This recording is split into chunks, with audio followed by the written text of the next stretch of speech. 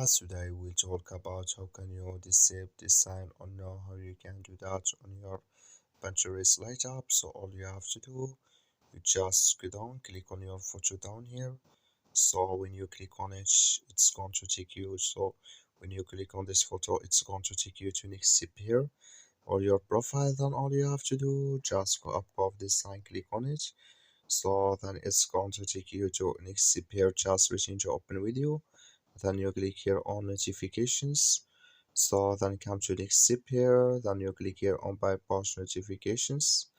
So then come to this list. Then all you have to do, just go down here. So you keep going down. You come here to pins inspired by your recent activity.